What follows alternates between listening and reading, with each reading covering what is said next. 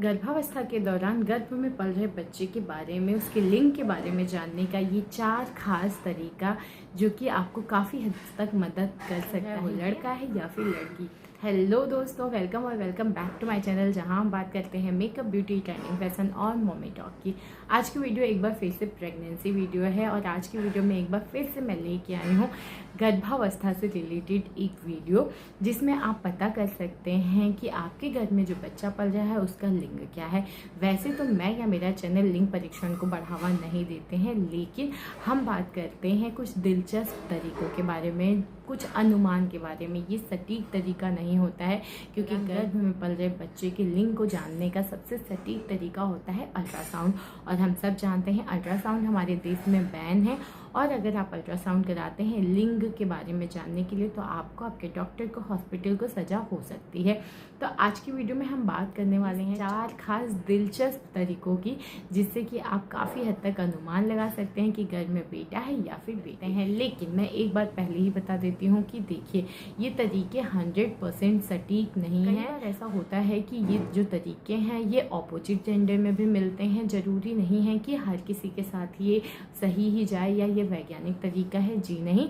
लेकिन हाँ, ये दिलचस्प काफ़ी है, आप इस तरीकों से भी पता कर सकते हैं। तो बिना किसी देरी के वीडियो शुरू करते हैं। सबसे पहला और सबसे प्राचीन तरीका जो कि हमारे देश का नहीं है, वो है चाइना का, चीन का तरीका है। वैसे तो चीन की चीज़ों पे बहुत ज़्यादा विश्वास नहीं करते हैं हम लोग, लेकिन इस विधि पे बहुत ज़्यादा विश्वास करने का रीज़न ये है क्योंकि ये काफ़ी पुराना तरीका है और चाइना में ये काफ़ी प्रचलित है। वो होता है चीनी कैलेंडर। बहुत इजी तरीका होता है। इसमें माँ की उम्र और आपने किस समय गर्भधारण किया है, यानी वो महीना जब आपने कंसीव किया है, ये दोनों तरीकों से काफ़ी हद तक अनुमान लगा सकते हैं घर में बेटा है या बेटी। आपने क्या करना है, अब देखिए, आप जब गूगल करेंगे ना तो उसमें आप जानेंगे चाइनीज़ जेंडर प्रेडिक्शन कैलेंडर। आपको ये गूगल टाइप करना है और आपके सामने एक चाइनीज़ कैलेंडर खुल के आ जाएगा। उसमें आपने क्या करना है, आपको देखना है वो सन जिसमें आप पैदा हुए थे, यानी आपका बर्थ ईयर क्या है, और आपको देखना है वो मंथ जिसमें आपने कंसीव किया था। आपको अपना ईयर देखना है, ऊपर मंथ्स दिया रहता है, नीचे ईयर दिया रहता है। आप देख लेंगे बर्थ ईयर आपने देखा 90, मान लीजिए आपका 90 का आपका जन्म हुआ है और आपने फरवरी में कंसीव किया है, तो आप जनवरी से जाएंगे फरवरी वाले महीने पे और वहाँ पे गर्ल या बॉय का निशान दिया रहता है।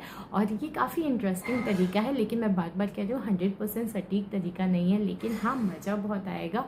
और मेरे केस में ये बिल्कुल सही साबित हुआ। मेरे में गर्ल ही आ रहा था और लड़की ही हुई है, तो इसलिए मैं सोचा क्यों नहीं आपसे ये शेयर करें। थोड़ा सा इंटरेस्टिंग है, थोड़ा अलग है। इस बार सिम्टम्स नहीं है, इस बार कुछ पद्धतियाँ, कुछ तरीके हैं, कुछ अनुमान लगाने के। तो आप बिल्कुल इस तरीके से पता कर सकते हैं कि घर में बेटा है या बेटी। ये जो तरीका है ना, ये चाइना का 700 साल पुराना तरीका है। 700 साल से ये चीज़ों को वो लोग अनुमान लगाने में मदद लेते हैं। इस तरीके से वो लोग काफ़ी हद तक सही प्रेडिक्ट कर पाते हैं कि घर में बेटा है या बेटी। तो आप चाहें तो इस तरीके से भी बिल्कुल पता कर सकते हैं। दूसरा तरीका अगर हम बात करें कि ये भी काफ़ी इंटरेस्टिंग तरीका है, वो होता है माया विधि। कहते हैं इन लोगों ने माया कैलेंडर जो है ना, या माया जो इन लोगों की संस्कृति है, इन लोगों ने बहुत ही ईजीली और बहुत पहले चीज़ों को प्रेडिक्ट कर लिया था। तो फिलहाल हम बात करें जेंडर प्रेडिक्शन की, तो माया विधि के थ्रू भी, या माया जो पद्धति है इसके थ्रू भी पता किया जा सकता है कि घर में बेटा है या बेटी। 100% सटीक तरीका नहीं है, लेकिन काफ़ी हद तक आप माया विधि पे विश्वास कर सकते हैं और अनुमान लगा सकते हैं।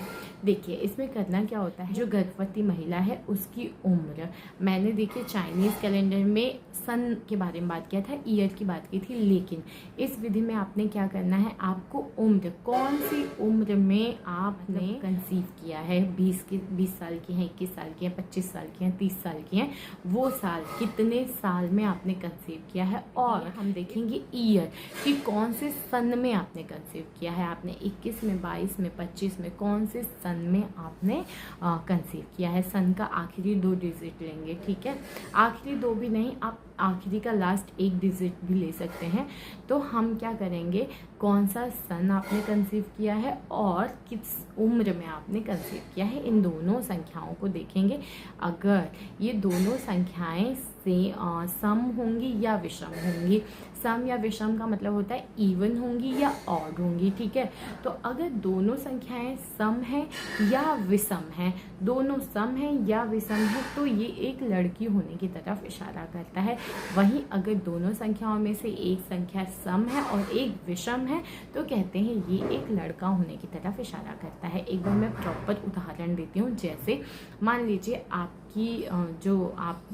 उम्र जो है वो 28 साल है, ठीक है। 28 में आपका 28 क्या हो गया, सम हो गया। 8 भी लिया या 28 लिया, दोनों सम हो गया, ठीक है। और अब हम बात करते हैं कौन से साल में। तो मान लीजिए आपने 2024 में ही कंसीव किया है, 24 और 28, ठीक है। दोनों सम संख्या है, 4 या 8 भी आप ले सकते हैं, दोनों सम संख्या है। तो इस ये विधि ये कहती है कि ये एक लड़की होने की तरफ इशारा करता है। और अगर मान लीजिए आपने 27 की उम्र में और 24 में कंसीव किया है, तो एक सम एक विषम है, तो ये एक लड़का होने की तरफ इशारा करता है। तो इस तरीके से दोनों सम या दोनों विषम है तो लड़की, एक सम या एक विषम है तो एक लड़का होने की तरफ इशारा करता है। नेक्स्ट तरीके की अगर मैं बात करूँ तो ये आधुनिक तरीका है, क्योंकि हमने इसमें अल्ट्रासाउंड को कंसिडर किया है। अल्ट्रासाउंड काफ़ी आधुनिक तरीका है। तो इस तरीके का नाम होता है रामजी पद्धति या रामजी थ्योरी। इसमें ऐसा माना जाता है, देखिए जब आपका अल्ट्रासाउंड आता है तो इसमें आपकी प्लेसेंटा की पोजीशन पता चल जाती है। और रामजी थ्योरी में प्लेसेंटा की पोजीशन यानी प्लेसेंटा किस टाइप का है, आपका एंटीरियर, पोस्टीरियर, दायां बायां, इससे आप काफ़ी हद तक अनुमान लगा सकते हैं कि घर में बेटा है या फिर। देखिए आपका जब अल्ट्रासाउंड होता है तो आपके प्लेसेंटा का पोजीशन अल्ट्रासाउंड में मेंशन होता है। उसमें पता होता है कि आपका प्लेसेंटा दायां साइड है या बायां साइड है, एंटीरियर है, पोस्टीरियर है, क्या है। रामजी थ्योरी के अनुसार क्या होता है कि प्लेसेंटा का पोजीशन आपके गर्भाशय के दाहिने यानी कि राइट हैंड साइड पे है, तो कहते हैं कि ये एक लड़का होने की तरफ इशारा करता है। वहीं अगर प्लेसेंटा का जो पोजीशन है वो गर्भाशय के बाएं साइड है, तो कहते हैं ये एक लड़की होने की तरफ इशारा करता है।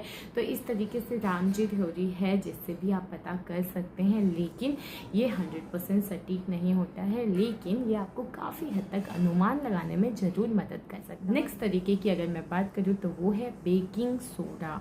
जी हाँ, मैं बेकिंग सोडा की बात कर रही हूँ, जो कि हर घर में बहुत ही ईजीली अवेलेबल है। और बेकिंग सोडा से और प्रेग्नेंट औरत की पेशाब से, दोनों के कॉम्बिनेशन से हम पता कर सकते हैं कि घर में बेटा है या फिर बेटी। तो देखिए आपने क्या करना है, सुबह सुबह उठना है, जो सुबह का पहला यूरिन होता है उससे आपको ये टेस्ट करना है।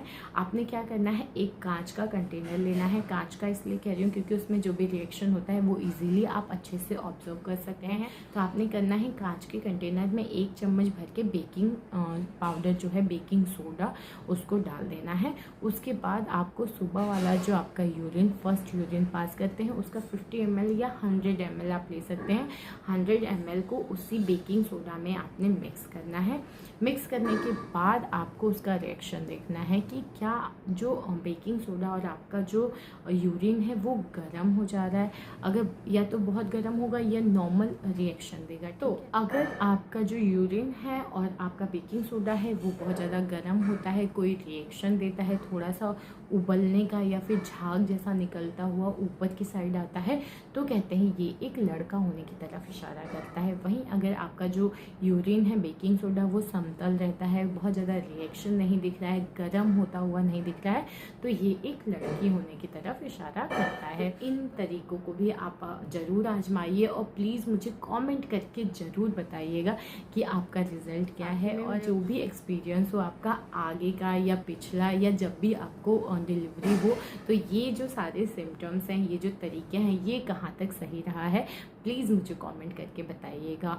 तो ये था आज का वीडियो। उम्मीद करती हूँ वीडियो अच्छी लगी हो, इंटरेस्टिंग लगी हो। और प्लीज़ मुझे कमेंट करके बताइए कि आपको और किन किन टॉपिक पे वीडियो मैं आपके लिए बनाऊँ, आपको देखना है, किस बारे में आपको जानकारी चाहिए, तो प्लीज़ मुझे कमेंट करके बताइए। उम्मीद करती हूँ वीडियो अच्छी लगी हो तो लाइक शेयर कमेंट करिए, चैनल को प्लीज़ सब्सक्राइब कर लीजिए। मिलते हैं नेक्स्ट वीडियो में, तब तक के लिए बाय।